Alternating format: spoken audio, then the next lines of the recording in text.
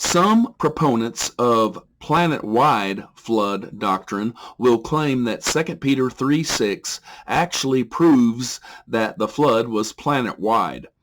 First of all, notice that 2 Peter 3:6 does not reference, per se, the whole world. However, for purposes of discussion, suppose that the English term whole world did appear in 2 Peter 3:6, and suppose that the English term whole world was translated from either the Greek term pas cosmos or the Greek term holos cosmos. Now, as you can see, Colossians 1:5 through 6 in an English Bible can make it appear that Paul referenced a planet-wide context. The prophet Paul wrote Colossians in circa 62 AD. The gospel had not yet spread to, for instance, Australia, South America, North America, Greenland, or the Pacific Islands. In Colossians 1:6, the English term whole world was translated from the Greek adjective pas and the Greek noun cosmos. In 2 Peter 3:6, a flood passage, the English word world was also translated from the Greek word cosmos. And remember that 2 Peter 3:6 in English Bibles does not reference the whole world, as does Colossians 1:6 in English Bibles.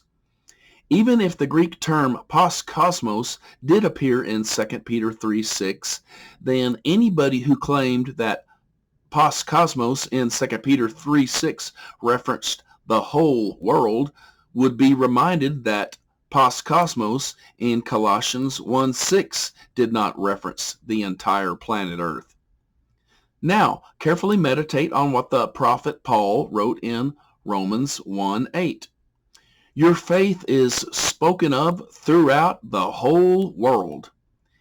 In Romans 1:8, the English term whole world was translated from the Greek adjective holos and the Greek noun cosmos.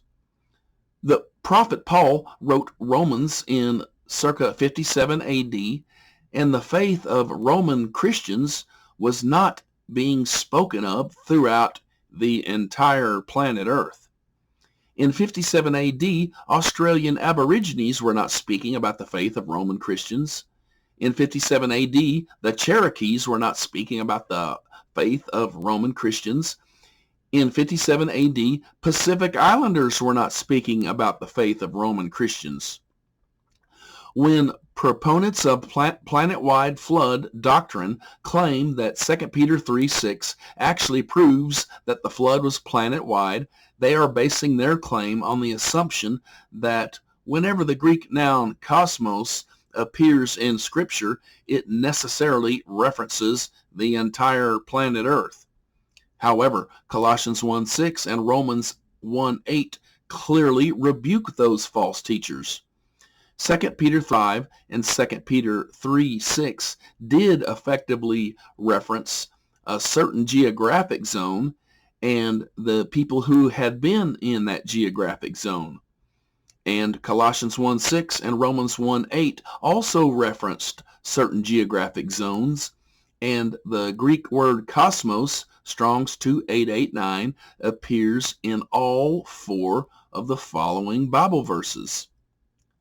Only 8 people who were in the 2 Peter 2:5 geographic zone, the 2 Peter 2:5 cosmos zone, at the time of the flood did not perish in the flood, and 2 Peter 2:5 mentions that fact. However, that simple fact does not magically dictate that the 2 Peter 2:5 cosmos zone was the entire planet Earth.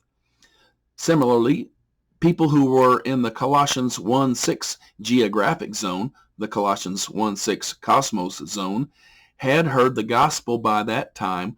However, that simple fact does not magically dictate that the Colossians 1:6 cosmos zone was the entire planet Earth.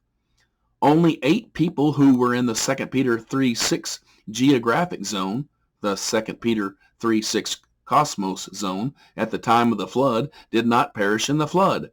However, that simple fact does not magically dictate that the 2 Peter 3:6 cosmos zone was the entire planet Earth. Similarly, people who were in the Romans 1:8 geographic zone, the Romans 1:8 cosmos zone, at that time had heard of the Roman Christians. However, that simple fact does not magically dictate that the Romans 1:8 cosmos zone was the entire planet Earth. All of that having been said, remember that neither 2 Peter 2:5 nor 2 Peter 3:6 in English Bibles reference per se the whole world, whereas Colossians 1:6 and Romans 1:8 in English Bibles do reference per se the whole world. And the whole world in Colossians 1:6 and Romans 1:8 is not the entire planet Earth.